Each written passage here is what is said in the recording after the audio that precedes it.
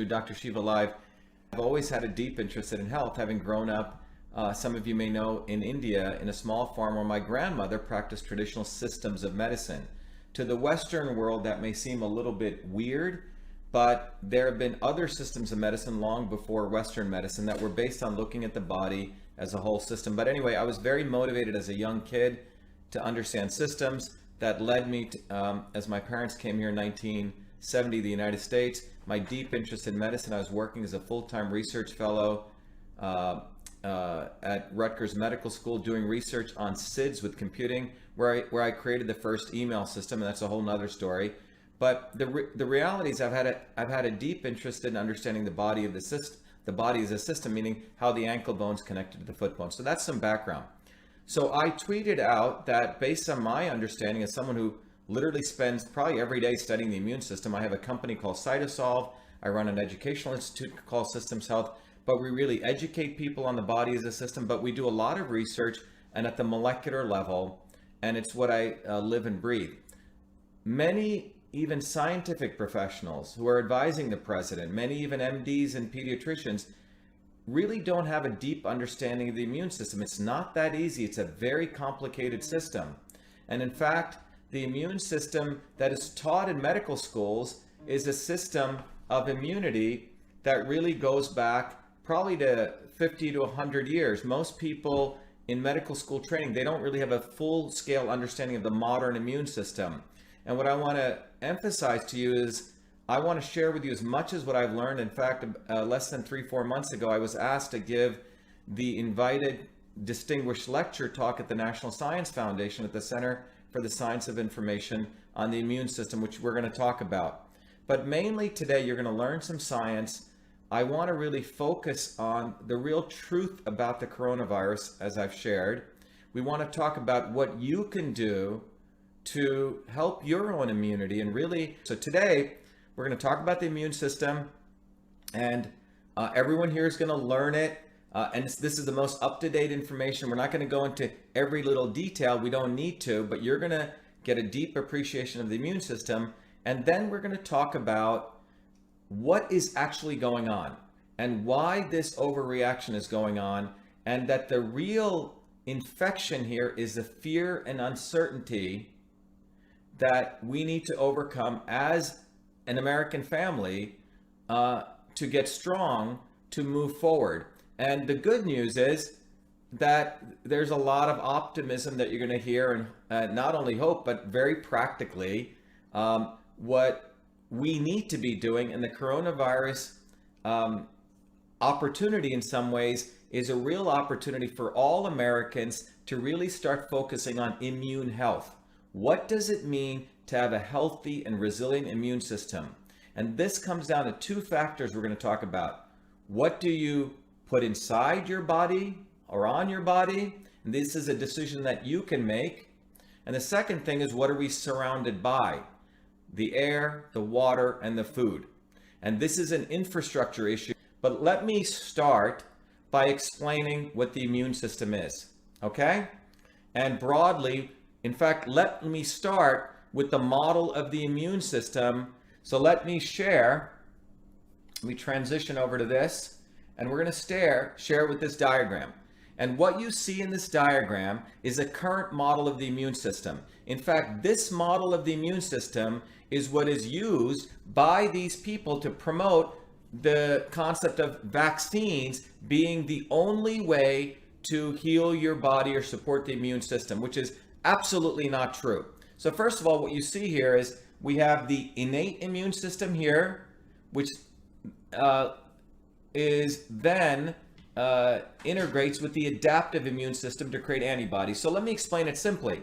In the conventional model of the immune system, in the conventional model of understanding the immune system, which 99% of doctors learn, they typically essentially learn these two-box model. Okay, they learn these two boxes. And in this two-box understanding, a pathogen, and what is a pathogen? Bacteria, viruses, allergens, interact with your innate immune system. Okay, so what is the innate immune system? Well, the innate immune system is the aspect of your body at the physical level, organ level, all the way down to the cellular level that interacts with these pathogens that come from the outside, okay? So these are the things that come through your eyes. When people say don't touch your eyes, right? Through your mucosa in your nose, through your mouth, through your ears, through your skin, etc., okay? And other orifices in your body. This is where these pathogens come. And when these pathogens come, they interact with what is called your innate immune system. The innate immune system is composed of, think about it as Marines, or the infantry. They just start going after and trying to engulf these pathogens to take them out very quickly. And they are non-specific. This includes things like neutrophils and macrophages. This is called the innate immune system. And the goal of that immune system is to knock things out quickly. And if things are working right, what happens is that occurs during the first 0 to 72 hours when you are experiencing some pathogen. And thereafter, what happens is the adaptive immune system kicks in. By the way, this is the old 50 to 600-year-old model of the immune system. And the adaptive immune system are sharpshooters. Those sharpshooters include T cells and B cells. And those T cells and B cells attempt to take out that particular pathogen by creating a particular antibody. Now, in a healthy individual, the innate kicks in. You don't even notice this. Maybe you get a little sniffle. You get, don't feel that well. And the adaptive kicks in and you create these antibodies. And next time you're exposed to that particular pathogen, you don't even notice it. Nothing really happens. Okay? So, but the key point that I want to share with you here is this is the understanding of the innate and the adaptive immune system that is still used to promote the vaccination model. In this model of the immune system, the theory is that if you get those antibodies, you're fine, you can move on, and you're done. Okay? So I hope that's clear. Now, what I want to now share with you is the research that I've been doing, and in fact, the work of many individuals over the last probably 50 years. And there's an emerging field which, with all humility, I'm considered one of the leaders in the field of systems biology, precision, and personalized medicine.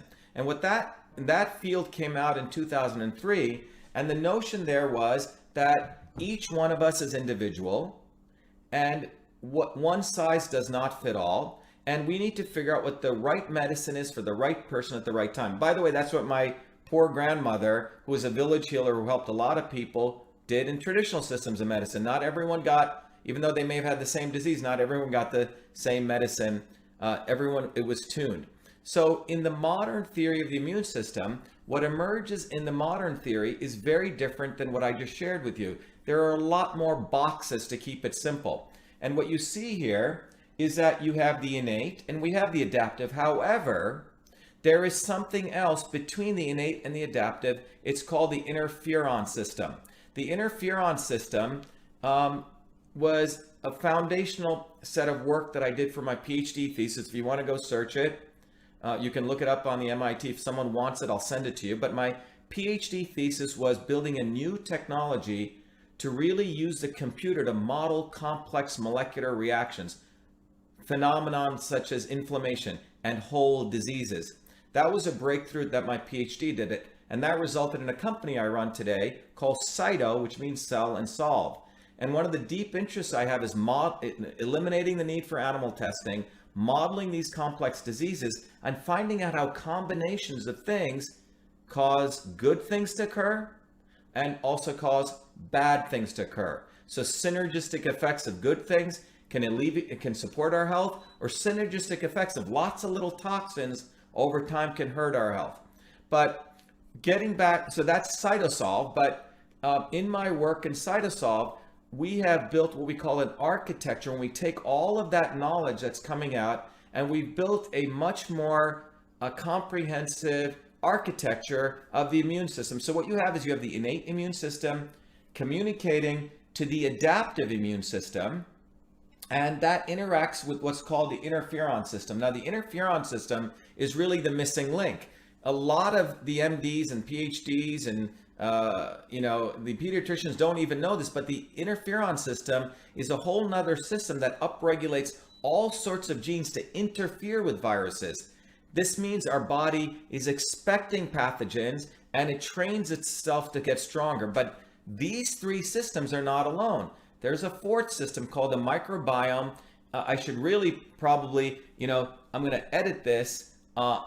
This system also includes what's called the virome. Okay, the virome in this also includes the many, nearly 300 plus trillion viruses in your body. The microbiome is a bacteria, almost about 60 trillion bacteria in your body. We have about 6 trillion cells. So if you think about it, we are all not just the 6 trillion cells we have, which make up us, but we're also about 10 times that, about 60 trillion bacteria. And then, frankly, 60 times that, around 360 trillion viruses. All right? That's called the virome. So the reason I'm telling you is we already have hundreds of trillions of viruses in our body, tens of trillions of bacteria. And all of these things are actually supporting life within us and among other people. When I shake your hand, I'm probably passing on to you hundreds of thousands or billions of viruses, okay? And this gets to one of the essential points that I recently just tweeted out the beginning of this day. A mistaken idea that the mainstream media, what I call the BSMSM 2020 bullshit media, mainstream media promotes, and this is where the hype comes from, as though it's the viruses that kill and harm us. So you're going to learn some factual science here. None of this is controversial. It's mere fact. It's not the viruses that kill and harm us. And we'll come back to that. But going back to this diagram, what you see here is the microbiome and the virome interact through the gut-brain axis to our neural system. So multiple things are involved. If you get a virus or a pathogen, the innate immune system kicks in, the interferon system, the adaptive, our microbiome, our virome, and all of these things are beautifully organized in a choreography. More importantly, the gut bacteria interacts through the gut-brain axis to our brain. So think about that. The gut and the brain are related. My gut and my brain are related. And this is important to understand, because what this means is what you eat, the exogenous stuff that are in the environment, toxins, good things affect our gut bacteria. And based on that balance, you have good mental health. Neuroinflammation can be caused by gut imbalances. So you are what you eat. You start thinking about your thoughts are a function of what you eat. This is very, very important to understand. And this is not some hocus pocus. This is what modern science is revealing. Okay? Now, having said that, let's talk a little bit about the key points of what I want to get to. Okay? First of all, viruses do not harm or kill us. Let me repeat that 3 times. Viruses do not harm or kill us. Viruses do not harm or kill us. Okay? The fact that we have a whole assortment of people in this world today who have underlying pre-existing conditions. To put it simply, they're unhealthy people. Their immune systems have been weakened and compromised by poor choices, lifestyle choices, as aging occurs, and they're immunocompromised, and by the fact that we have poisonous air, poisonous water, and poisonous food. So let's go back to this. Viruses do not harm or kill us. It is the overreaction of a weakened and dysfunctional immune system to the virus that results in our own body attacking its own cells, tissues, and organs, resulting in harm and death. Okay? So think about that. It is not the virus that is killing even these 40 people, etc. It is the overreaction of the immune system. It is the overreaction of the immune system, because in the natural state, when your body has a proper nourishment, the proper conditions where we're not being hit with all sorts of poisonous chemicals which affect our digestive system, affect our microbiome, we're not being hit with poisonous air or poisonous water, and we make the right choices to eat, high quality vegetables, our thyroid is working right, we have proper hydrochloric acid, you know what? Your body's an amazing being. It knows how to take care of itself.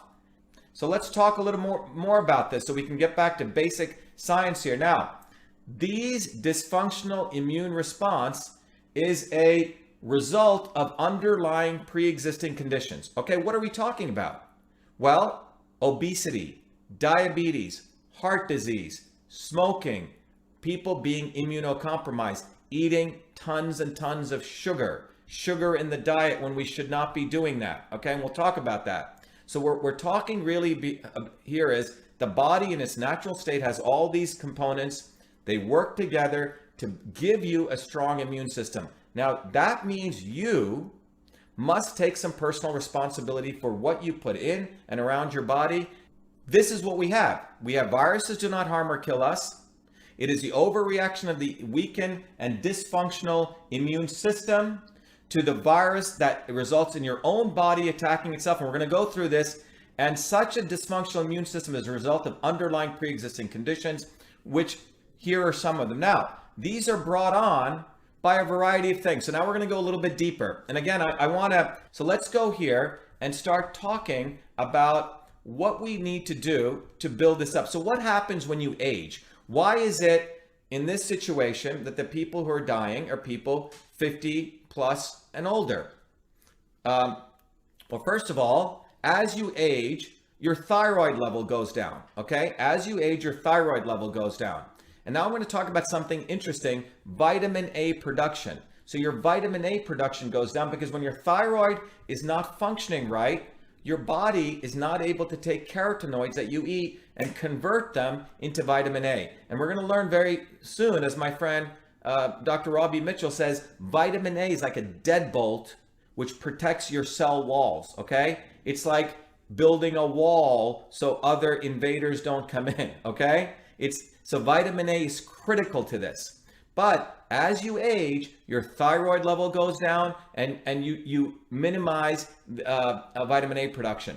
Now, why is that important? Because vitamin A, when that goes down, you get less cytokeratins. And I'm going to show you a very nice one image on this. The cytokeratins are the things that create the wall around your cells to really protect you. So these two bullets you need to take away. The second thing we need to understand is that as you age, your hydrochloric acid goes down, HCl. Acid level goes down. What does that mean? You lower your gut acidophilus. Remember, philus, is likes from the Greek and Latin. I think it's Latin. I may be making an error there, but it's a thing that likes acid. So your gut bacteria, which like acid, when the acid levels go down, what happens at this point is that your microbiome goes into dysfunction. So as you age, thyroid level goes down, you produce less vitamin A if you don't address it properly, and your acid levels goes down. When acid level goes down, your microbiome gets affected. So again, if you think about your throat and your gut, these two things, as you age, are getting affected, and you go into what's called, you become immunocompromised, okay? Your immune system gets weakened, and it doesn't act the way it should in that all those systems coming together in the proper way, your innate immune system, your IFN, and your adaptive, etc., balancing itself. So this is why, as you age, it's very important you focus on diet, and we'll come back to this. The other thing a number of people have been rightfully asking is, if you eat a high sugar diet, well, when you have a high sugar diet, candida grows. Okay, it's a whole nother set of organisms that start growing. And when candida growth occurs, gliotoxins increase, and these toxins destroy your macrophages and T cells. So let me explain that. What this happens is you take in sugar, and when you eat a lot of sugar, which is like a drug, your body will create candida will start growing. Well, look what happens. As my notes here share, you start destroying your macrophages and your T cells. Well, why are they important? Well, you know what? They're right over here. They're in your innate immune system, and they're in your adaptive immune system. Okay? So you're basically destroying the soldiers and the sharpshooters in your own immune system. You're destroying your Marines, and you're destroying your sharpshooters. That's what sugar does. That's what these gliotoxins do. Okay? And that destruction of your immune system the destruction of, I'm sorry, the destruction, the gliotoxin increase, it destroys your macrophages and T cells. And what does that do? Your innate and your adaptive immune systems are adversely affected. You've basically screwed up your immune system.